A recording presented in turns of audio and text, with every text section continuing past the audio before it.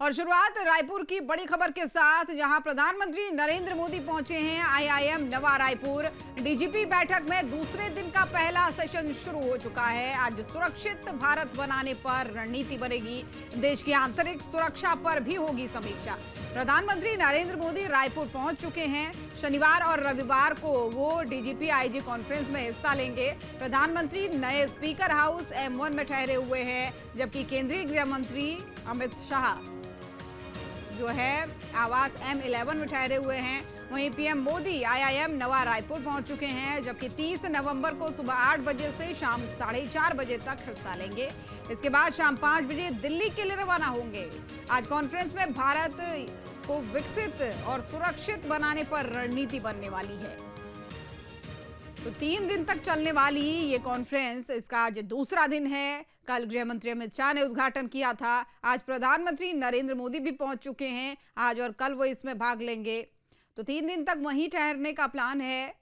और ऐसे में ये एक्सक्लूसिव तस्वीरें देखिए। प्रधानमंत्री नरेंद्र मोदी का काफिला जब इस कॉन्फ्रेंस में शामिल होने के लिए पहुंचा, तो उस दौरान की ये तस्वीरें हैं।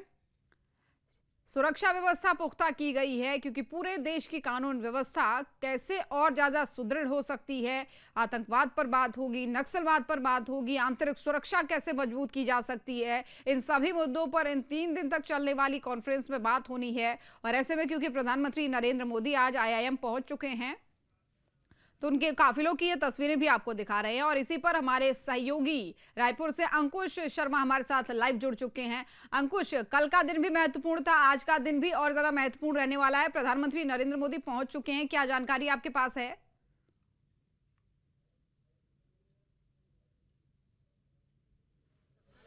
देखिए, वाकई ये पूरी की पूरी बैठक महत्वपूर्ण है। देश भर की 60वीं और छत्तीसगढ़ की पहली आईजी कॉन्फ्रेंस हो रही है।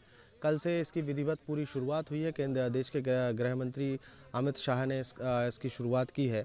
आज देश के प्रधानमंत्री नरेंद्र मोदी इस बैठक का हिस्सा बने हैं। और चूँकि सुबह सुबह करीब 8:30 बजे प्रधानमंत्री नरेंद्र मोदी आईआईएम पहुँचे हैं और आईआईएम पहुँचकर इस बैठक में शामिल हुए हैं। आज प्रेजेंटेशन होगा देश की आंतरिक सुरक्षा को लेकर। आज देश की आंतरिक सुरक्षा को लेकर एक नई रणनीति यहाँ पर तय की जाएगी। और इसके अलावा प्रधानमंत्री नरेंद्र मोदी के सामने देश भर की कानून व्यवस्था की समीक्षा भी होने जा रही है। तो काफ़ी महत्वपूर्ण ये दिन है। और महत्वपूर्ण दिन होने के साथ साथ देश भर में आंतरिक सुरक्षा, महिला सुरक्षा, माओवाद मुक्त इलाके और माओवाद को पूरी तरीके से ख़त्म करने पर रणनीति यहाँ पर बनती हुई दिखाई देगी।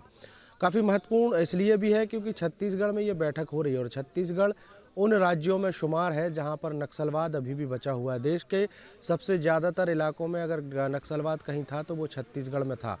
बीते 50 सालों से देश का जो छोटा सा इलाका यानी छत्तीसगढ़ नक्सलवाद का दंश झेलता रहा है। ऐसे में जब एक संकल्प लिया गया कि देश भर से नक्सलवाद का खात्मा करना है, तो उसको लेकर एक बड़ी महत्वपूर्ण रणनीति बनाई गई। और उस रणनीति पर काम करते हुए आज देश ही नहीं, छत्तीसगढ़ ही नहीं, पूरा देश जो है नक्सलवाद से मुक्त होने की कगार पर है। कई बड़ी कार्रवाइयाँ हमने छत्तीसगढ़ के बस्तर संभाग के और बस्तर संभाग से लगे हुए जो अन्य राज्य की जो सीमाएं हैं वहाँ पर हमने देखी हैं। तो जिस तरीके की रणनीति के तहत छत्तीसगढ़ में कार्रवाइयाँ की गई हैं, उस रणनीति पर यह भी चर्चा हो सकती है कि उन राज्यों में, जैसे कि महाराष्ट्र की बात कर लें, हम तेलंगाना की बात कर लें या फिर आंध्र प्रदेश की बात कर लें, ये वो इलाके जहां पर अभी भी नक्सलवाद है, तो वहां पर क्या छत्तीसगढ़ पैटर्न पर काम किया जा सकता है। सुरक्षा बलों को और कैसे फ्री हैंड दिया जा सकता है उनके साथ, और कैसे मजबूती से आगे बढ़ा जा सकता है, इन तमाम विषयों पर चर्चा होगी। और जो आपदा प्रबंधन है, आपदा प्रबंधन को लेकर भी देश भर के जो डीजीपीज़ हैं उनसे बातचीत होगी, एक समीक्षा की जाएगी। और समीक्षा करने के साथ साथ, जैसे हमने अभी बीते दिनों कई राज्यों में देखा है कि बारिश के समय बाढ़ के हालात बने हैं। इसके अलावा कई राज्य ऐसे हैं जहां पर भूस्खलन जैसी घटनाएं सामने आई हैं। ऐसी परिस्थितियों से कैसे निपटा जा सकता है, इन तमाम विषयों पर चर्चा होगी।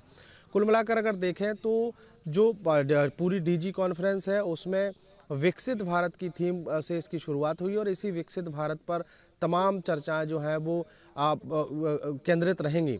और उन तमाम चर्चाओं पर केंद्र रहने के साथ साथ एक महत्वपूर्ण डिसीजन ये भी लिया गया है कि विकसित भारत की तरफ तो हम बढ़ गए हैं, लेकिन विकसित भारत को सुरक्षित भारत कैसे बनाया जाए उस पर भी चर्चा होगी। काफ़ी महत्वपूर्ण दिन है आज। सुबह सुबह इसकी बैठक की शुरुआत जो है, दूसरे दिन के बैठक के पहले सेशन की शुरुआत हो गई है। 3 सेशन आज होने हैं। पहला सेशन चल रहा है, दूसरा सेशन जो है वो दोपहर के आसपास शुरू होगा और तीसरा सेशन शाम को रखा गया है। बिल्कुल, जाहिर तौर पर जो मुद्दे आपने बताए वो बहुत ही महत्वपूर्ण भी हैं सुरक्षा के लिहाज से पूरे भारत के। तो ऐसे में क्योंकि प्रधानमंत्री नरेंद्र मोदी के संबोधन की बात भी सामने आ रही है, वो कब संबोधन देंगे उसके बारे में कोई जानकारी है?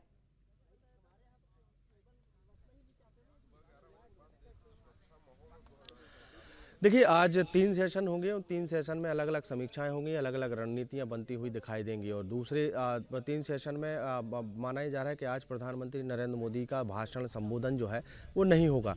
कल केंद्रीय गृह मंत्री अमित शाह का संबोधन हो चुका है। अब तमाम समीक्षाओं के बाद जो एक लबोलुआब एक रणनीति तैयार होगी, उस रणनीति के बाद कल यानी डीजी कॉन्फ्रेंस के तीसरे दिन और आखिरी दिन प्रधानमंत्री नरेंद्र मोदी का संबोधन होगा। वो देश भर के डीजीपीज, आईजीज को संबोधित करते हुए नजर आएंगे और केंद्र सरकार किस तरीके से कानून व्यवस्था के बारे में कौन कौन सी रणनीति केंद्र सरकार की तरफ से बनाई गई और जो सुझाव लिए गए हैं, उन सुझावों के आधार पर भी एक मसौदा तैयार होगा। जो मसौदा जो है प्रधानमंत्री नरेंद्र मोदी के भाषण में देखने को मिल सकता है। हालांकि काफ़ी महत्वपूर्ण होगा कि प्रधानमंत्री नरेंद्र मोदी देश के डीजीपीज को कैसे संबोधित करेंगे, क्या उनके भाषण में कौन कौन सी बातें जो हैं वो शामिल की जाएंगी, ये काफ़ी महत्वपूर्ण होगा। बिल्कुल, जाहिर तौर पर महत्वपूर्ण